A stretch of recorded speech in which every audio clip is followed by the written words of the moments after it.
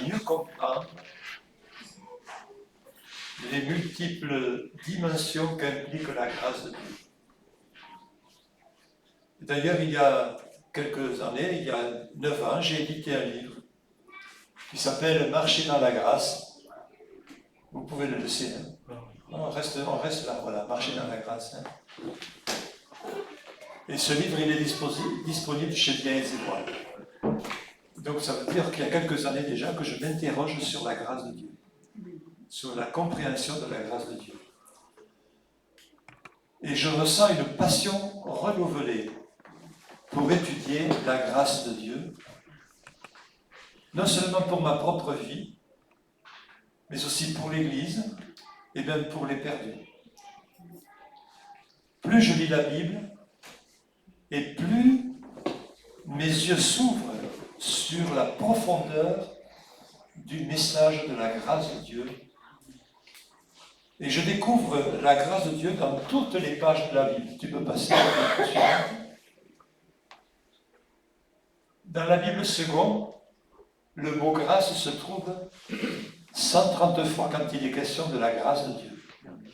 130 fois. C'est quand même assez souvent. Hein. Ça prouve que ça a de la place, ça a une place importante, la grâce, dans la Bible. D'ailleurs, on trouve la grâce de Dieu déjà dans la Genèse, quand Dieu fait grâce à Adam et Ève dans le jardin d'Éden. Je ne sais pas si quelques-uns sont abonnés à la pensée du jour du Top chrétien, mais aujourd'hui, dans la pensée du jour du Top chrétien, justement, il y a une méditation que j'ai partagée, qui concerne justement la grâce de Dieu dans la vie d'Adam et Ève. Ça s'est fait comme ça, je ne savais pas que j'allais prêcher ici, je ne savais pas qu'ils allaient, parce que c'est pas moi qui le mets dans le top, c'est quelqu'un qui s'en occupe. Donc, ça tombe aujourd'hui, justement, la grâce de Dieu. Alors je vous invite à lire la pensée du jour concernant la grâce de Dieu dans la vie d'Adam et Ève. Je vois la grâce de Dieu dans la vie des patriarches, je vois la grâce de Dieu dans la vie des juges, des rois, des prophètes. Je vois la grâce de Dieu dans les grands et les petits qui sont mentionnés dans la Bible. Je la vois dans toutes les pages de la Bible. Je la vois se manifester chez Naaman, le Syrien, en lui accordant une guérison miraculeuse. Comme je crois que Dieu a béni notre sœur Sonia, qui a demandé la prière, et je crois que des chaînes ont été brisées comme on l'a chanté ce matin. Oui, je vois la grâce de Dieu dans la veuve de Sarepta. Elle est présente, la grâce de Dieu, dans l'ancienne alliance, comme dans la nouvelle alliance. Dans la première page, jusqu'à la dernière page, il y a la grâce de Dieu.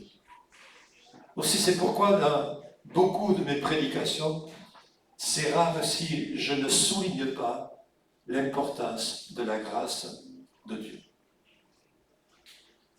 Alors on va passer à la diapo suivante. Parce qu'il est important de comprendre la grâce de Dieu, parce qu'en comprenant la grâce de Dieu, nous pouvons voir comment Dieu nous voit. Comment Dieu nous voit. D'ailleurs, c'est ce que je dis dans la méditation de ce jour dans le Top chrétien. Comment Dieu a vu Adam et Ève, alors qu'ils ont péché. Comment Dieu les voit.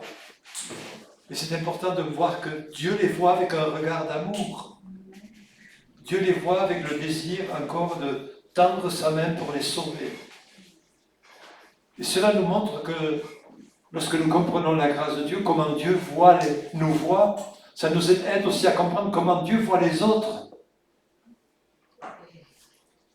Mon désir est que nous apprenions jour après jour à ne pas pointer du doigt les autres. Montrer ce qui ne va pas dans leur vie. Encore moins que nous les condamnions, ni que nous cherchions même à les transformer. Parce que nous ne pourrons pas transformer qui que ce soit. D'ailleurs, on a du mal déjà, nous, à se transformer soi-même. On a besoin de toute la grâce de Dieu, justement. Aimer, c'est la seule chose que Dieu nous demande comme Dieu lui nous aime.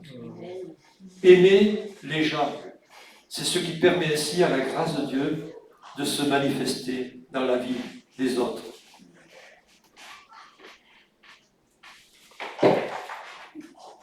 Aimez vos ennemis, aimez-vous les uns les autres, aimez comme Dieu nous aime. Alors je dois vous dire que personnellement, il m'est arrivé de juger sans même prendre le temps de connaître l'histoire des uns et des autres. Peut-être que ça vous est arrivé aussi. Nous sommes d'ailleurs prompts à juger. Voilà pourquoi la Bible dit, ne soyez pas prompts à juger. Parce que derrière un visage fermé, derrière un adulte violent ou agressif, bien souvent il y a une histoire triste.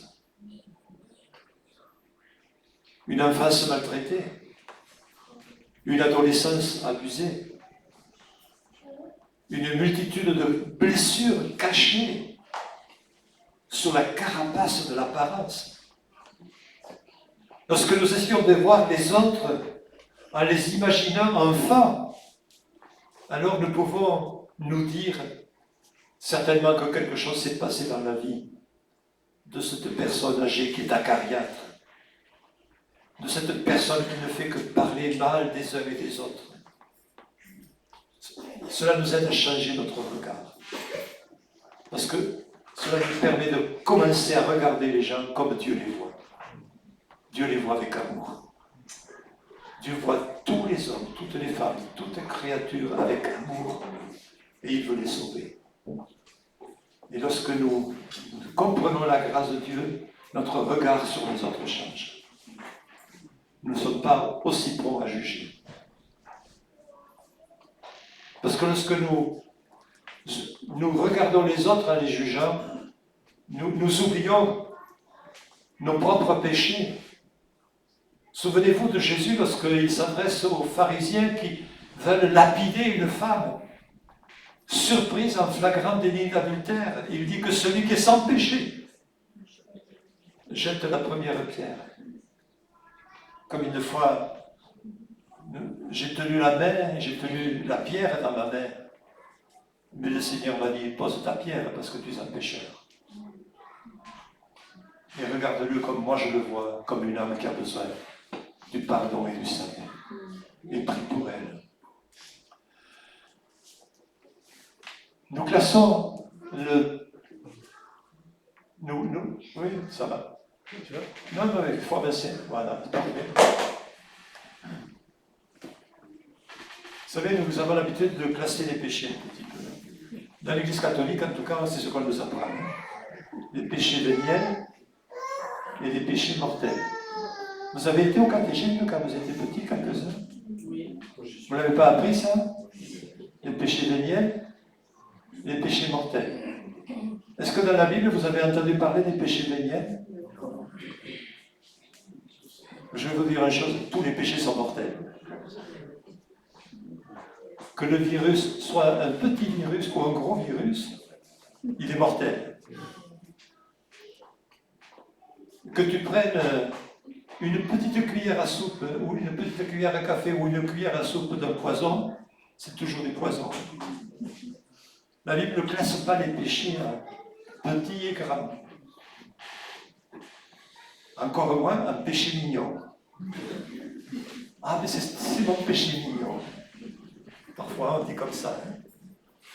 Non, mais le péché, c'est le péché. Hein. D'ailleurs, dans la même liste des péchés dans la Bible, nous apercevons que Dieu ne fait pas de distinction, de séparation. Hein.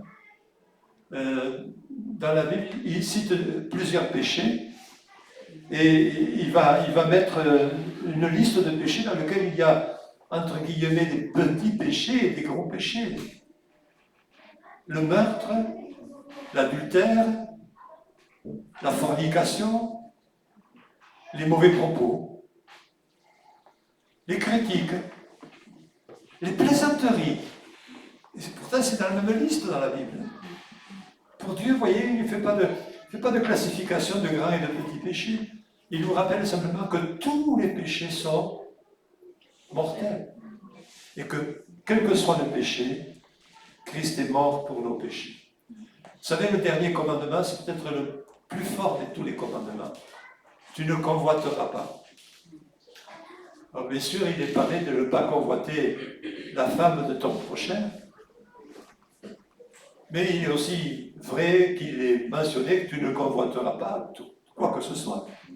Si tu convoites son jardin, sa voiture, sa récolte de pommes de terre, peu importe, c'est de la convoitise. Et c'est toujours un péché. Vous savez, Dieu nous voit comme des pécheurs, mais des pécheurs qu'il aime.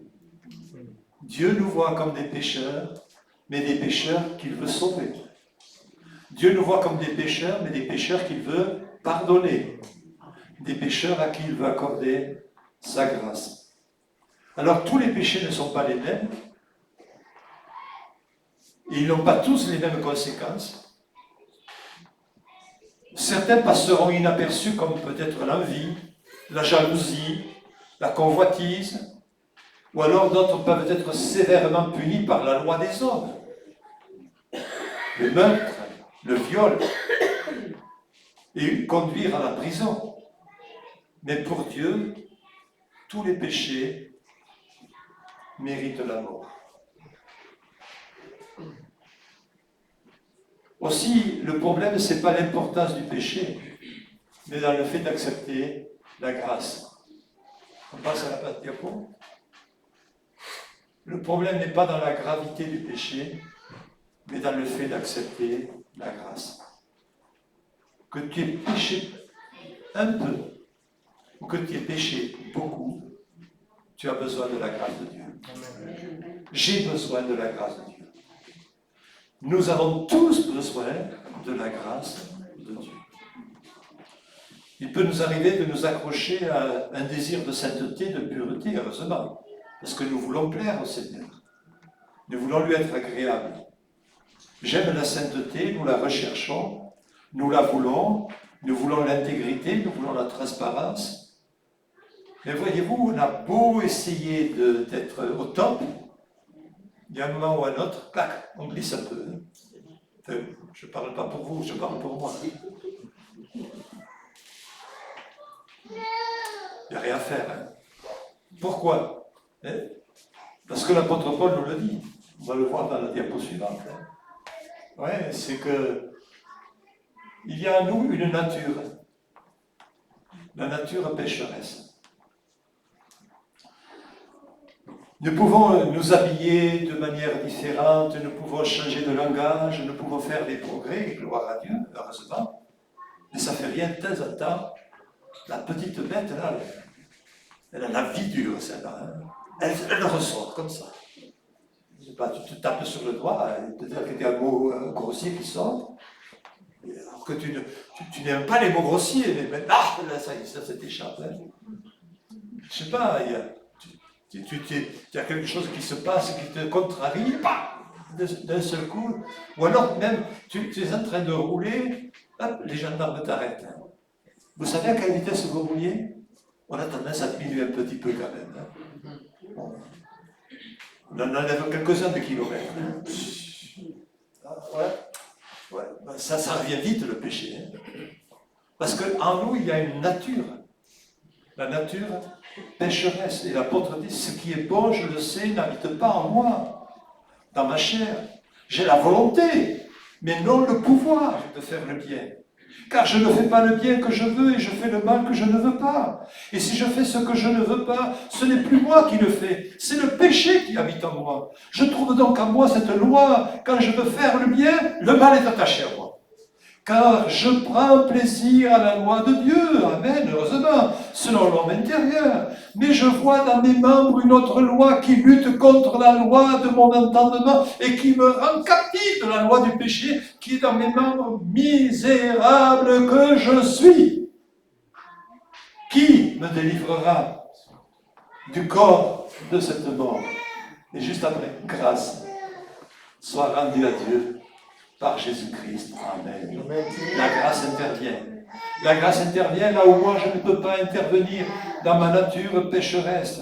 Oui, nous voulons faire le bien, mais le mal est attaché à nous et il sort de nous Et nous ne pouvons pas dire, alléluia, ça y est, maintenant, moi je ne pêche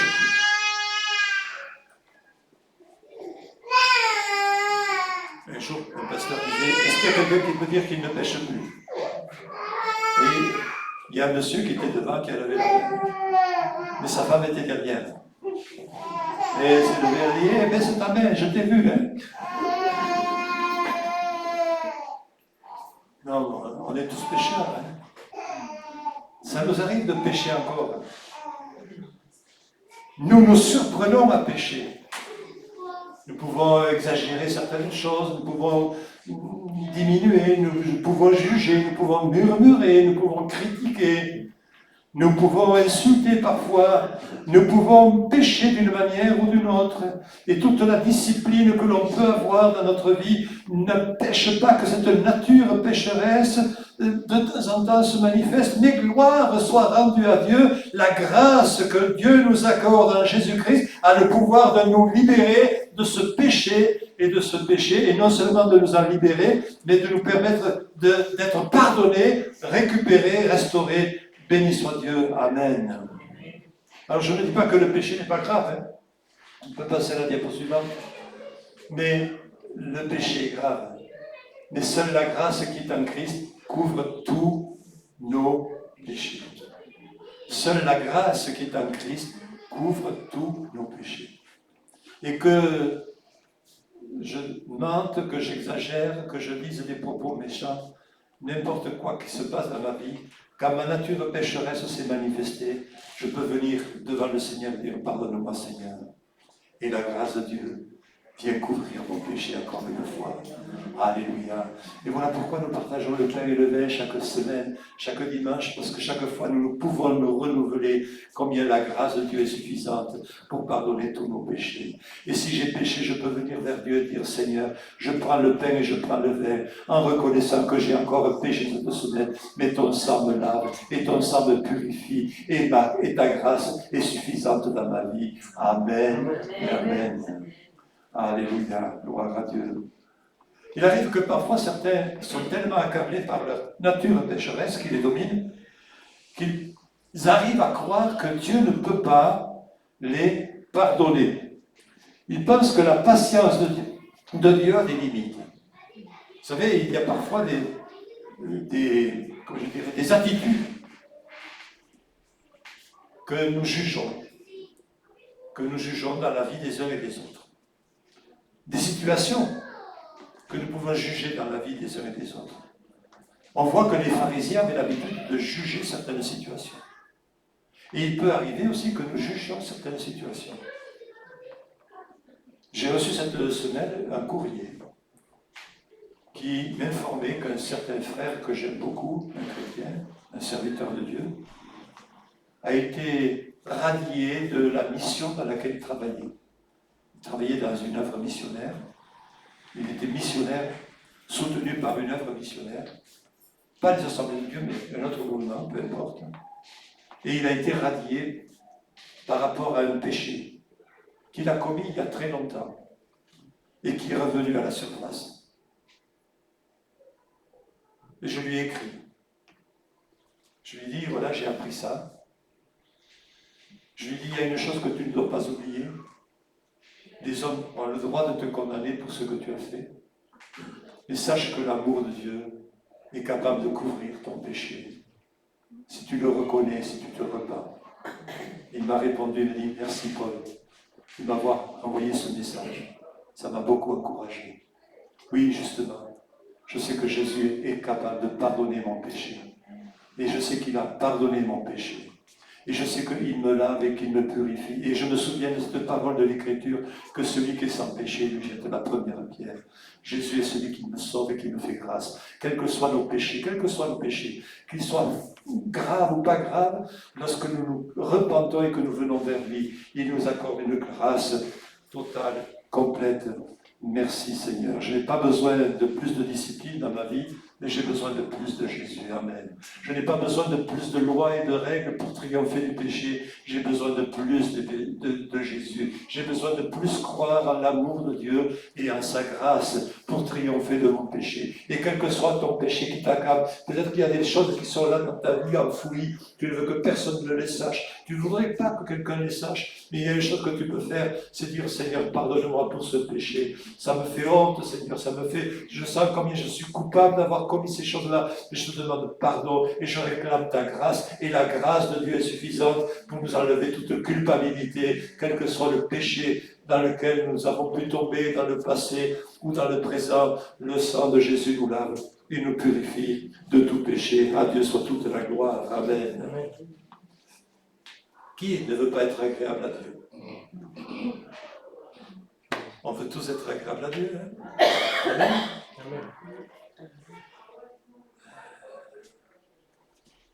Et nous voulons tous nous éloigner du péché. Mais le drame, c'est que le péché nous colle à la peau.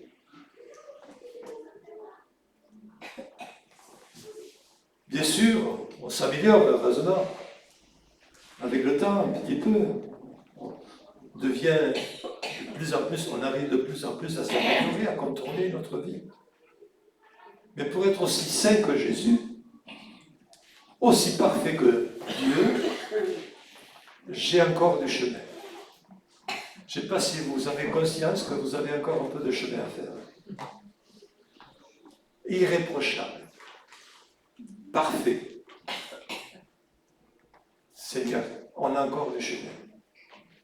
Mais ta grâce est là pour nous permettre de parcourir le chemin qu'il nous reste à parcourir. Et nous voulons lui être agréables, mais même s'il arrive que nous péchions, alors nous pouvons venir vers lui et dire que ta grâce me couvre encore, Seigneur.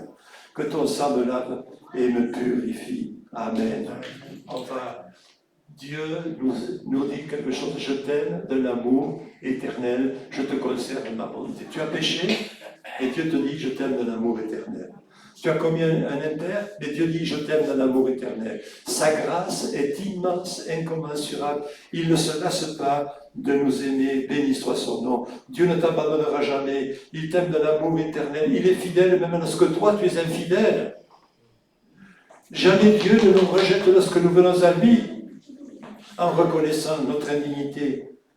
Vous savez, quand je lis l'histoire de David, quand je lis l'histoire d'Ésaïe, de Paul et de tous les hommes de la Bible, je vois qu'il y a dans leur vie encore des choses qui n'étaient pas bonnes.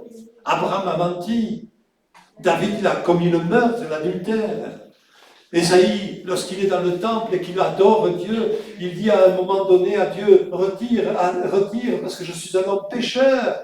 Et mes yeux ont vu le Seigneur, le Saint d'Israël. Il se sent pécheur. L'apôtre Paul dit, je suis le premier des pécheurs, le plus grand des pécheurs. Mais Dieu m'a fait grâce. Et Dieu soit loué, quels que soient nos péchés. La grâce de Dieu est suffisante pour couvrir nos péchés et pour nous pardonner de tous nos péchés. Amen. Est-ce que vous le croyez, cela? Est-ce que vous le croyez?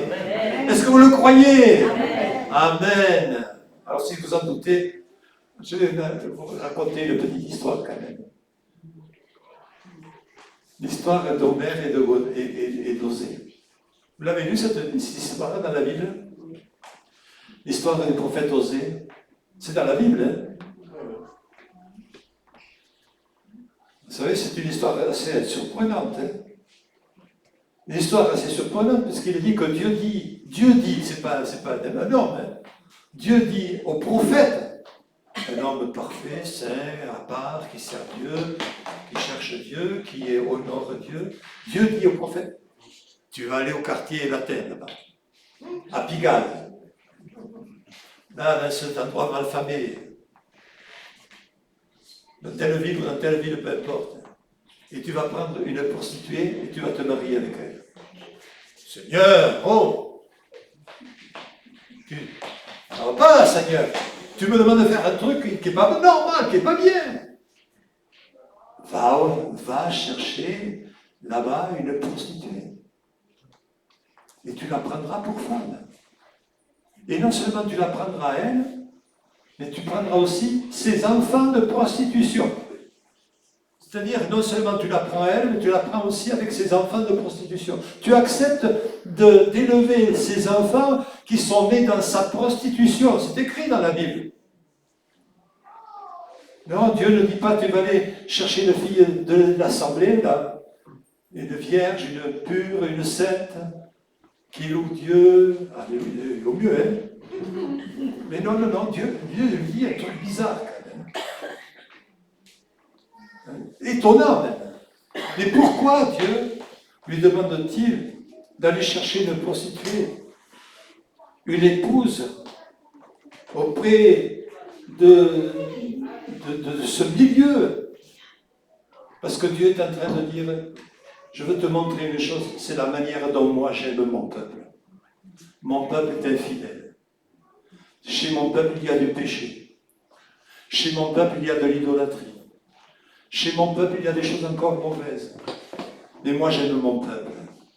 Et je l'aime d'un tel amour que même s'il est infidèle, même s'il se prostitue dans l'idolâtrie, même s'il se prostitue dans son péché, eh bien, je continue à l'aimer et je veux que toi, tu aimes aussi cette femme comme moi, j'aime mon peuple. C'est une force. Dieu veut montrer à oser la grandeur de son amour pour ses enfants. Et cela nous montre à quel point Dieu nous aime. Même si tu commets le péché, même si tu as fait des choses abominables, même si tu as des idoles dans ta vie, Dieu continue à t'aimer. Dieu m'aime, Dieu nous aime. Il n'approuve pas notre péché, il n'approuve pas notre idolâtrie, il n'approuve pas nos mauvais comportements, il n'approuve pas ce que nous faisons de mauvais, mais il nous aime et il veut nous sauver de cette misère. Et c'est ce qu'il dit à Osée, va la chercher et prends-la avec toi, sors-la de ce milieu, sors-la de cet abîme, sors-la de son péché, amène-la dans ta maison, essaie de l'aimer et de la chérir et de faire d'elle une femme dans la ville qui sera acceptée. Et il l'amène chez lui.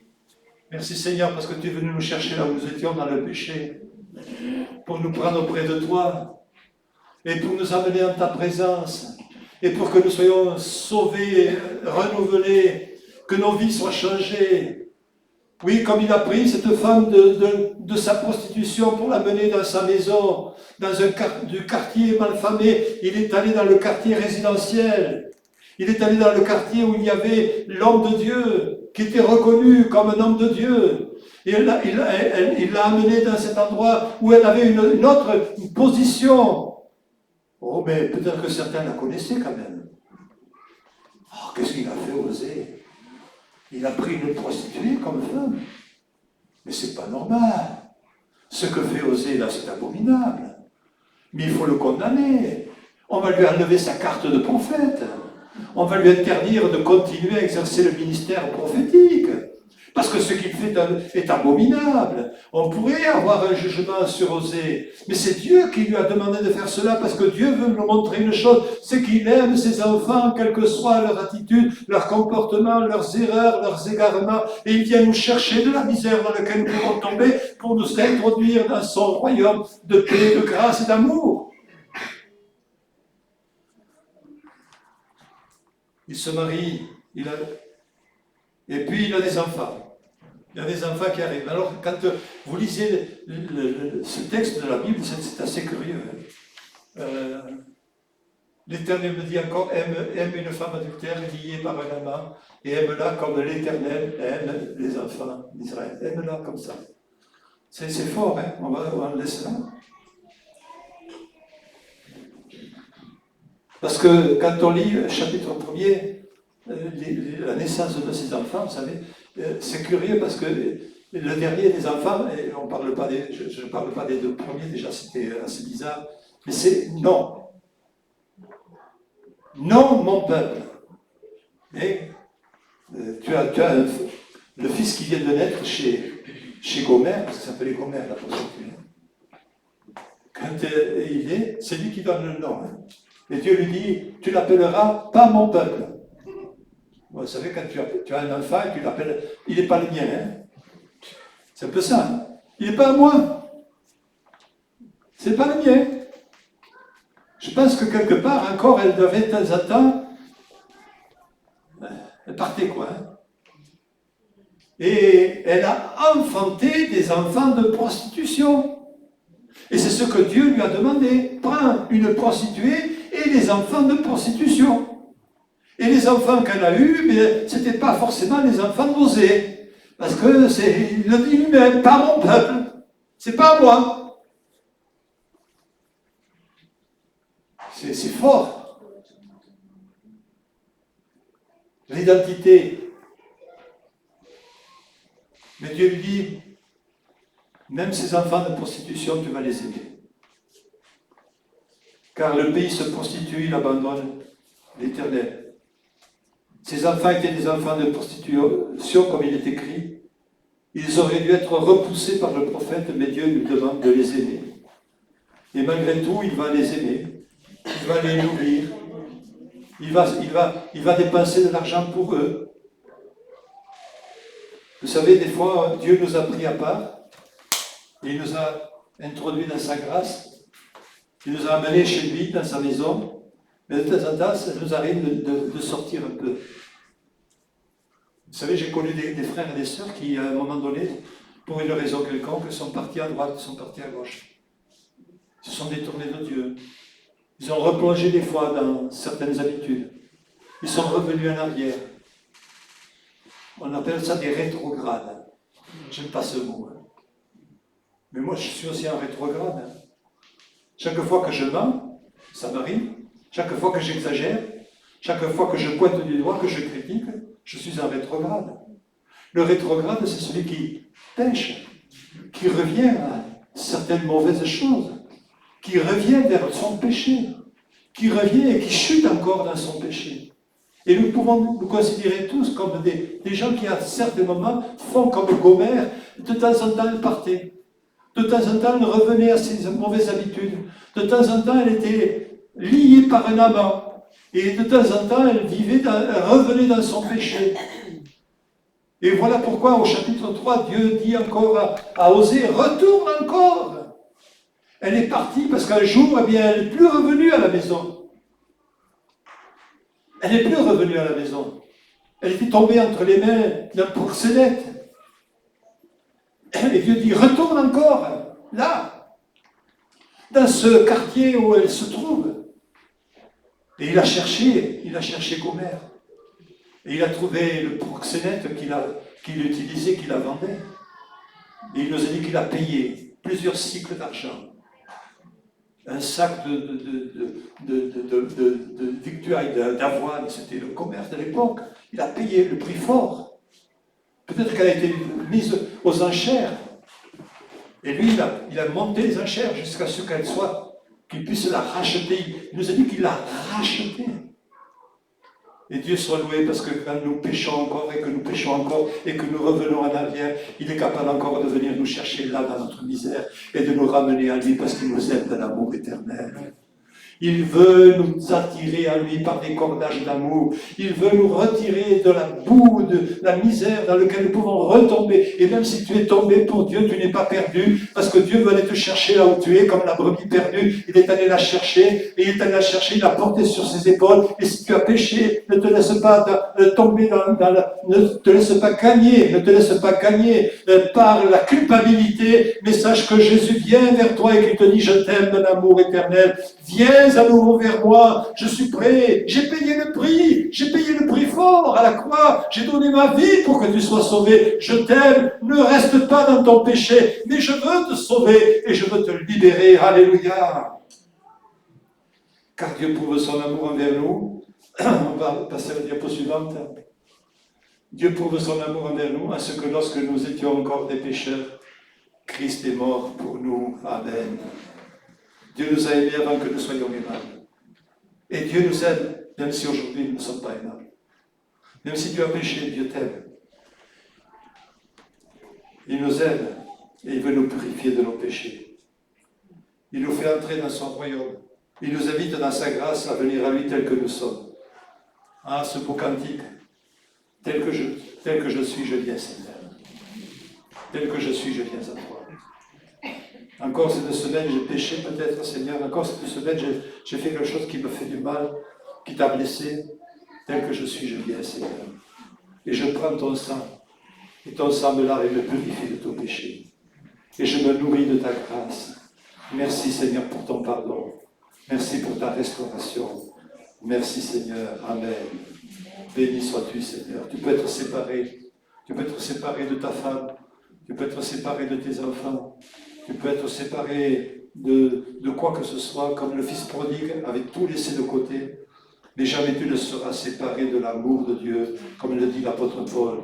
Amen. Rien ne pourra nous séparer de l'amour de Dieu manifesté en Jésus-Christ. Amen. J'ai l'assurance que ni la mort, ni la vie, ni les anges, ni les dominations, ni les choses présentes, ni les choses à venir, ni les puissances, ni la hauteur, ni la profondeur, ni aucune autre créature ne pourra nous séparer de l'amour de Dieu manifesté en Jésus-Christ, notre Seigneur. Rien. Aucun péché, aucune chute, aucun égarement. Si tu viens vers lui, que tu lui demandes pardon, rien ne pourra te séparer de son amour. À lui soit toute la gloire. Amen. Amen. Rien ne peut nous séparer, jamais. Alors, bien sûr, la grâce, ce n'est pas une autorisation à pécher. Oh là là, alléluia! Oh, dans la grâce, alors ça va. Je fais n'importe quoi. Non, c'est pas ça, hein. C'est pas une autorisation à pécher, la grâce. Mais au contraire, c'est un appel à la responsabilité. La grâce nous élève à la hauteur de l'amour de Dieu et elle nous permet justement de triompher de ce désir de péché, de cette misère qui est en nous. Je voudrais ne pas pécher, mais je pêche. C'est ça la grâce, elle va nous donner la force à un moment donné de pouvoir pécher, mais de ne pas le faire. De pouvoir pécher, mais de ne pas le vouloir. Lorsque j'étais au lycée, je m'étais converti, et je m'étais converti à l'âge de 15 ans. C'était hier, quoi. Hein. Et, oui, parce que je ne suis pas trop vieux, quoi. Donc, j'étais interne à Victor Hugo à Narbonne. Et il y a un copain qui était dans la même classe que moi, là, qui, le jeudi, le week-end, quand on restait là, en cachette, il fumait. C'était des P4 à l'époque, je me souviens. Et donc, il avait toujours une provision de cigarettes, et puis de temps en temps, il me dit, tu veux fumer? J'ai dit, non, je ne fume pas. Alors, comme il savait un petit peu que j'allais à Vienne-Sévois, parce que c'était Vienne-Sévois à l'époque, hein, à Narbonne, il m'a dit, c'est ta religion qui t'empêche de fumer? J'ai dit, non, la religion ne m'empêche pas de fumer, mais je ne veux pas fumer. Mais montre-moi que la religion ne t'empêche pas de fumer. Alors j'ai dit, putain, non. J'ai failli m'étouffer, mais j'ai fumé quand même. J'ai dit, tu vois, c'est pas interdit. Mais il y a une chose que tu dois comprendre, c'est que je pourrais fumer, mais je ne le veux pas. Et la grâce, c'est ce qu'elle nous permet de vivre. Tu pourrais pécher, mais tu ne le veux pas. Parce que c'est la grâce de Dieu qui agit en ta vie. Alléluia. Non, la grâce n'est pas une autorisation à pécher, mais la grâce est une puissance. Amen. Alors que tu pourrais pécher, elle te donne la capacité de ne pas le vouloir. À Dieu soit toute la gloire. Amen. Amen. On va passer à la diapo suivante. La grâce est une invitation à demeurer en Christ. Amen. Vous connaissez l'histoire de Jésus? Vous êtes les serments et moi je suis le cep. Et le serment ne peut pas porter du fruit s'il n'est pas attaché au cep. Est-ce que vous avez vu déjà des serments qui se promènent comme ça tout seuls, avec des raisins? Ça n'existe pas. Hein. Et vous savez, je ne peux pas porter les fruits de la sainteté, les fruits de la pureté, les fruits de l'amour, les fruits du pardon, les fruits de la joie, les fruits de la paix, les fruits de l'esprit. Je ne peux pas les porter si je ne suis pas rattaché au Seigneur. Mais si je suis rattaché à lui, alors par sa grâce, je porte les fruits qui sont les fruits de Dieu, les fruits de la patience, les fruits de l'esprit, les fruits de la bonté. Si je demeure en lui, dans son amour, alors je peux porter le fruit. Amen. On ne va pas me dire, ne pêche pas. Mais quand je suis rattaché à Jésus, quand je suis en liaison avec Jésus, quand je suis en communion avec Jésus, eh bien, la puissance du péché n'a pas le même pouvoir à moi. Mais ce qui a le pouvoir à moi, c'est la puissance de l'amour de Dieu qui fait rejaillir à moi son amour, son pardon, sa joie, sa paix, sa patience, sa bonté, sa bénignité, sa fidélité et sa maîtrise de soi. Merci Seigneur. Amen. Alors, lorsqu'il m'arrive de pécher,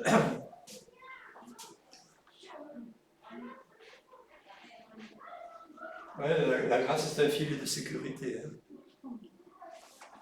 Est-ce que vous croyez que les trapézistes, ils ont envie de tomber? Non, ce n'est pas leur but. Les trapézistes, ils veulent voltiger, revenir et réussir leur exploit. Mais quand même, il y a un filet. Et vous savez, la grâce, c'est un peu comme ça. Oui, mon désir, ce n'est pas de pécher. Mon désir, c'est de plaire à Dieu. Mais il arrive que des fois, je manque la poignée. Ben, oui, ouais, ça nous a échappé. Bam, et on se ramasse. Bam. Heureusement qu'il y a la grâce qui est là. Ouh, elle te relève. Amen. Ou elle te fait rebondir là, et puis tu reviens sur la corde et tu recommences. Amen. Et tu te perfectionnes. Amen. Parce qu'à force de réussir et d'éviter et de se relever après les chutes, tu deviens meilleur. Et merci Seigneur parce que ta grâce est un filet qui nous récupère quand nous chutons, quand nous tombons. Et c'est bon de tomber dans la grâce.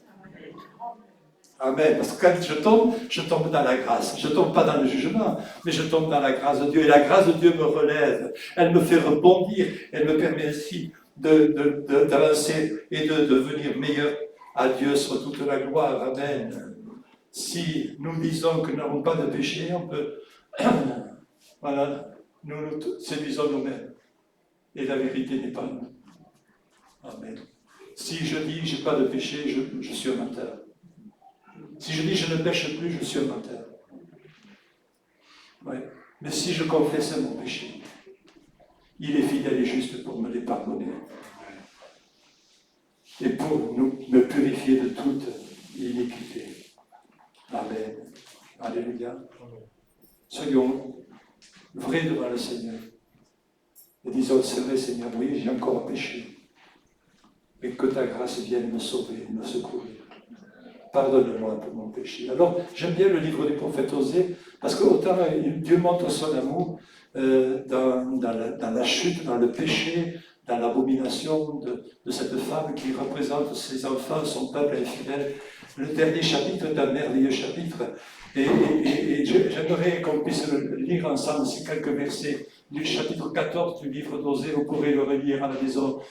Israël, reviens à l'Éternel ton Dieu, car tu es tombé par ton iniquité. Revenez à l'Éternel, dites-lui, pardonne-nous toutes nos iniquités, reçois-nous favorablement, nous t'offrirons au lieu de taureaux, au lieu de sacrifices, au lieu d'efforts, au lieu d'offrandes, d'heures de prière et de jeûne, je ne sais pas, Seigneur, nous t'offrirons un amour, nous t'offrirons l'hommage de nos lèvres, la louange qui glorifie ton nom, et tu dis, je réparerai leur infidélité.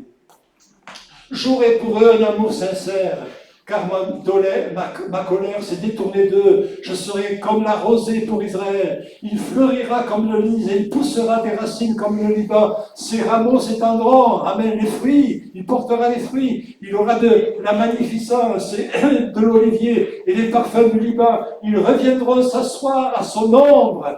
Ils redonneront la vie au froment et ils fleuriront comme la vigne. Amen. Ils auront la renommée du bain du Liban. Je l'exaucerai, je le regarderai. Je serai pour lui comme un cyprès verdoyant. C'est de moi que tu recevras ton fruit. Amen. Tu as été infidèle, tu t'es égaré, tu es revenu en arrière, je suis allé te chercher, je t'ai racheté. Mais sache que je veux que tu portes encore plus de fruits, je veux que tu sois encore dans la paix, je veux que tu sois encore dans la joie. Reconnais ton iniquité et ressaisis-toi de la grâce de Dieu pour qu'elle te permette de rebondir et d'avancer avec la puissance du Seigneur. Amen. Et de glorifier Dieu encore dans ta vie. Oh Dieu, soit toute la gloire. Amen. Amen. Merci Seigneur pour mes frères et sœurs. Merci pour l'Église de la Père. Merci pour ta patience envers chacun de vous. Nous ne méritons rien de ta part, Seigneur, mais tu nous as aimés d'un amour extraordinaire. Tu nous as aimés jusqu'à venir nous chercher dans la misère du péché. Tu nous as amenés dans ta maison, tu nous as introduits dans ta maison. Tu nous as fait grâce, Seigneur, chaque fois que nous sommes repartis, tu es venu nous chercher encore. Et ce matin encore, tu nous dis, je t'aime d'un amour éternel.